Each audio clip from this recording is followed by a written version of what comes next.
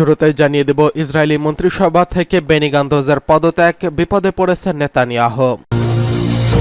জানিয়ে দেব, আগাম নির্বাচনের ঘোষণা করলেন ইমানুয়েল ম্যাক্রন। এছাড়া রয়েছে ইরানের প্রেসিডেন্ট নির্বাচন, 6 প্রার্থীর নাম ঘোষণা। জানিয়ে দেব, তৃতীয়বারের মতো প্রধানমন্ত্রী হিসেবে শপথ গ্রহণ করলেন নরেন্দ্র মোদী। সর্বশেষ জানিয়ে দেব, 7 জিম্মিকে মুক্ত করতে 36,000 ফিলিস্তিনিকে হত্যা করেছে ইসরায়েল। ইসরায়েলি মন্ত্রিসভা থেকে বেনি গান্তজের পদত্যাগ, বিপদে পড়েছেন নেতানিয়াহু। ইসরায়েলের যুদ্ধকালীন মন্ত্রিসভার অন্যতম সদস্য মধ্যপন্থী রাজনৈতিক নেতা বেনি গান্তজ পদত্যাগ করেছেন। গান্তজ অভিযোগ করেছেন, নেতানিয়াহু গাজায় ইসরায়েলের সম্পূর্ণ বিজয়কে অসম্ভব করে তুলেছে। তারপর পদত্যাগকে ইসরায়েলি প্রধানমন্ত্রী বেনিয়ামিন নেতানিয়াহুর জন্য বড় ধাক্কা হিসেবে দেখা হচ্ছে।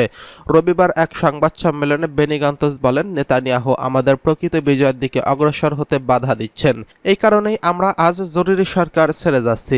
এই সময় আগাম নির্বাচনের আহ্বান জানিয়ে তিনি বলেন, এমন একটি নির্বাচন হওয়া উচিত যা এমন একটি সরকার গঠন করবে যে সরকার জনগণের আস্থার অর্জন ও চ্যালেঞ্জ মোকাবিলা করতে সক্ষম হবে। আমি নেতানিয়াহুকে আহ্বান জানাই যে সবার মতামতের ভিত্তিতে নির্বাচনের তারিখ নির্ধারণ করুন। এর আগে শনিবার রাতে তার একটি সংবাদ সম্মেলন করার কথা ছিল, কিন্তু সেদিন গাজায় নাটকীয় অভিযানে ইসরায়েলি বাহিনীর 4 জন জিম্মিকে মুক্ত করার পর সেই সম্মেলন বাতিল করা হয়।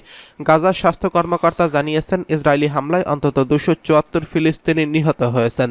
হামাসের আক্রমণে কয়েকদিন পরেই ইসরায়েলি সামরিক বাহিনীর ওই প্রাক্তন প্রধান নেতানিয়াহু সরকারে যোগ দেন।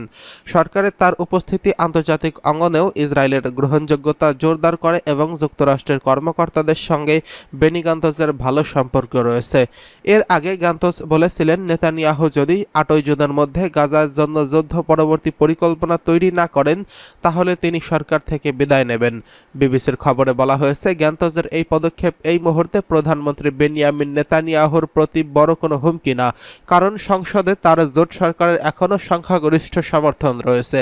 তবে তিনি এখন জোটের উগ্র ডানপন্থী মিত্রদের উপর বেশি নির্ভরশীল হয়ে যাবেন। এদিকে আগাম নির্বাচন ডাকলেন ইমানুয়েল ম্যাক্রন। আগাম নির্বাচনের ঘোষণা দিয়েছেন ফ্রান্সের প্রেসিডেন্ট ইমানুয়েল ম্যাক্রন। বুথ ফেরত জরিপে ম্যাক্রন দল বড় ব্যবধানে পিছিয়ে পড়ায় দেশটির পার্লামেন্ট বিলুপ্ত ঘোষণা করেন তিনি। 30 জুন পার্লামেন্টের নিম্নকক্ষের ভোট গ্রহণ অনুষ্ঠিত হবে। দ্বিতীয় ধাপের ভোটের জন্য দিন ধার্য করা হয়েছে আগামী 7 জুলাই। ম্যাক্রোর মতে, জার্মানিতে ইউরোপীয় পার্লামেন্টের নির্বাচনে বাজে ফলাফল করেছে চ্যান্সেলর ওলাফ শলজ ও সোশ্যাল ডেমোক্র্যাটস। এদিকে ইরানের প্রেসিডেন্ট নির্বাচন, 6 প্রার্থীর নাম ঘোষণা। আগামী 28 জুন ইরানের 14তম প্রেসিডেন্ট নির্বাচন অনুষ্ঠিত হবে। নির্বাচনের প্রতিদ্বন্দ্বিতার জন্য চূড়ান্তভাবে 6 প্রার্থীর নাম ঘোষণা করেছেন দেশটির স্বরাষ্ট্র মন্ত্রণালয়। রবিবার দেশটির পক্ষ থেকে আনুষ্ঠানিকভাবে তাদের নাম ঘোষণা করা হয়। প্রার্থীরা হলেন মাসুদ মোস্তফা, সাইদ, আলীরেজা জাকানি, আমির হোসেন কাজীজাদে হাশেমি এবং মোহাম্মদ বাকের কলিবাফ। তবে গত নির্বাচনের মতো এবারও প্রার্থীর তালিকা থেকে বাদ দেওয়া হয়েছে সাবেক প্রেসিডেন্ট মাহমুদকে। এবারের নির্বাচনের প্রার্থী হতে ইচ্ছুক মোট 80 জন রাজনীতিবিদ ইরানের গার্ডিয়ান কাউন্সিলের নাম নিবন্ধন করেছেন। যাচাই বাছাই শেষে 6 জনের প্রার্থিতা চূড়ান্ত করেছে স্বরাষ্ট্র মন্ত্রণালয় এবং এরপরই স্বরাষ্ট্র মন্ত্রণালয়ে আনুষ্ঠানিকভাবে প্রার্থীদের নাম ঘোষণা করা হয়েছে। প্রসঙ্গত, গত 19 মে হেলিকপ্টার দুর্ঘটনায় ইরানের প্রেসিডেন্ট ইব্রাহিম রাইসি এবং পররাষ্ট্রমন্ত্রী হোসেইন আমির আবদুল্লাহিয়ান সহ কয়েকজন গুরুত্বপূর্ণ কর্মকর্তা নিহত হয়েছেন। এর পরপরই এই নির্বাচন প্রক্রিয়া শুরু হয়। ইরানের সংবিধান অনুযায়ী কোনো প্রেসিডেন্টের মৃত্যুবরণ করলে অথবা তার দায়িত্ব পালনে অক্ষম হলে সর্বোচ্চ 50 দিনের মধ্যে নতুন প্রেসিডেন্ট নির্বাচন করতে হবে। এদিকে তৃতীয়বারের মতো প্রধানমন্ত্রী হিসেবে শপথ গ্রহণ করলেন নরেন্দ্র মোদী। টানা তৃতীয়বারের মতো ভারতের প্রধানমন্ত্রী হিসেবে শপথ গ্রহণ করলেন ভারতীয় জনতা পার্টি বিজেপির নেতা নরেন্দ্র মোদী। এরপর দেশটির সাবেক প্রধানমন্ত্রী জওহরলাল নেহরুকে ছুঁয়ে ফেললেন তিনি। জওহরলাল নেহরু পরপর 3 বার দেশটির প্রধানমন্ত্রী হয়েছিলেন। রবিবার স্থানীয় সময় সন্ধ্যা 7:15টায় রাষ্ট্রপতির ভবনের সামনে রাইসিনসা হিলস চত্বরে প্রায় 8,000-এরও বেশি অতিথির সামনে শপথ গ্রহণ করেন নরেন্দ্র মোদী। তাকে শপথ বাক্য পাঠ করান রাষ্ট্রপতি দ্রৌপদী মুর্মু। অনুষ্ঠানে উপস্থিত ছিলেন বাংলাদেশের প্রধানমন্ত্রী শেখ হাসিনা ছাড়াও প্রতিবেশী দেশ ও ভারতের মহাসাগরীয় অঞ্চলের আরও 6 দেশের সরকার ও রাষ্ট্রপ্রধানরা। উল্লেখ্য, মঙ্গলবার 4 জুন দিনভর ভোট গণনা শেষে ভারতের 14তম লোকসভা নির্বাচনে বিজেপির নেতৃত্বাধীন এনডিএ জোটকে বিজয়ী ঘোষণা করা হয়। এনডিএ দেশের মোট 543 লোকসভা আসনের মোট 293 আসনে জয়লাভ করেছেন। অন্যদিকে বিরোধী দলের প্রধান জোট ইন্ডিয়া জোট পায় 234টি আসনে। এদিকে বিজেপির একক সংখ্যাগরিষ্ঠতা অর্জন করতে ব্যর্থ হওয়ায় জোট সরকার গঠন করতে বাধ্য হন নরেন্দ্র মোদী।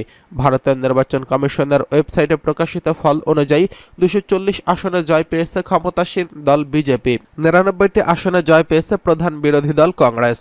অন্য দলগুলোর মধ্যে সমাজবাদী পার্টি 37টি, তৃণমূল কংগ্রেস 29টি, ডিএমকে 22টি, তেলুগু দেশম পার্টি 16টি, জনতা দল 12টি, শিবসেনা 9টি, ন্যাশনালিস্ট কংগ্রেস 8টি এবং শিবসেনা 7টি আসনে জয় পেয়েছে। 7 জিম্মিকে মুক্ত করতে 36,000 ফিলিস্তিনিকে হত্যা করল ইসরায়েল। গত বছরের 7 অক্টোবর থেকে ফিলিস্তিনের গাজায় নির্বিচারে আগ্রাসন চালাচ্ছে ইসরায়েলি বাহিনী। বিগত 8 মাস ধরে ইসরায়েলি নৃশংসতায় ওই উপত্যকায় রিপোর্ট পর্যন্ত লেখা অন্তত 36,801 জন ফিলিস্তিনি নিহত হয়েছেন। ভয়াবহ এই হত্যাযজ্ঞের মাধ্যমে মাত্র 7 জন জিম্মিকে মুক্ত করতে পেরেছে ইসরায়েল, অথচ আলোচনার মাধ্যমে মুক্তি পেয়েছিল শতাধিক জিম্মি। কাতার ভিত্তিক সংবাদ মাধ্যম আল জাজিরার এক প্রতিবেদনে এই তথ্য জানানো হয়েছে। প্রতিবেদনে বলা হয়, হিউম্যান রাইটস ওয়াচের সাবেক নির্বাহী পরিচালক ও প্রিন্সটন ইউনিভার্সিটির ভিজিটিং প্রফেসর কেনেথরত নুসিরত শরণার্থী শিবিরে ইসরায়েলি হামলার বিষয় নিয়ে আল জাজিরার সঙ্গে কথা বলেছিলেন। তিনি বলেন, 4 বন্দীকে উদ্ধার করতে গিয়ে শনিবার গাজার মধ্যাঞ্চলে অবস্থিত একটি শিবিরে ব্যাপক হামলা চালিয়ে অন্তত 210 ফিলিস্তিনিকে হত্যা করেছে ইসরায়েলি বাহিনী। তিনি আরও বলেছেন, এই উদ্ধার অভিযানের অর্থ হল ইসরায়েলি সামরিক অভিযানের কারণে মোট 7 জন বন্দী জীবিত মুক্তি পেয়েছেন, যে আলোচনার মাধ্যমে 100-এরও বেশি জিম্মি মুক্তি পেয়েছে। কেনেথ বলেন, এই থেকে বোঝা যায় আলোচনার মাধ্যমে সব বন্দীদের মুক্ত করা সম্ভব, কিন্তু নেতানিয়াহু হামাসের সঙ্গে আলোচনা শেষ করার জন্য একটি বড় বাধা, কারণ তিনি দীর্ঘমেয়াদে স্থায়ী যুদ্ধবিরতিতে সম্মত হতে চান না। কেনেথ আরও বলেন, নেতানিয়াহু একটি চিরকালের যুদ্ধ সরকার। তিনি বলেন, একবার যুদ্ধ বন্ধ হয়ে গেলে 7 অক্টোবরের গোয়েন্দা ব্যর্থতার জন্য তাকে রাজনৈতিক হিসাবে সম্মুখীন হতে হবে। এজন্য তিনি যুদ্ধবিরতি চান না। উল্লেখ্য, দীর্ঘদিনের নিপীড়ন, নির্যাতন, হত্যা ও দখলদারিত্বের প্রতিবাদে ফিলিস্তিনের স্বাধীনতাকামী সংগঠন হামাসের গত বছরের 7 অক্টোবর ইসরায়েল কর্তৃক অধিকৃত ফিলিস্তিনি ভূখণ্ডে আকস্মিক এক অভিযান চালায়।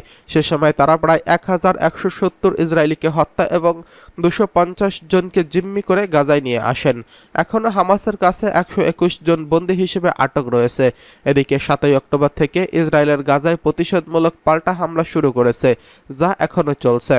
গাজায় ইসরায়েলের অব্যাহত হামলায় 36,801 ফিলিস্তিনি নিহত হয়েছেন। এদের 70% নারী ও শিশু।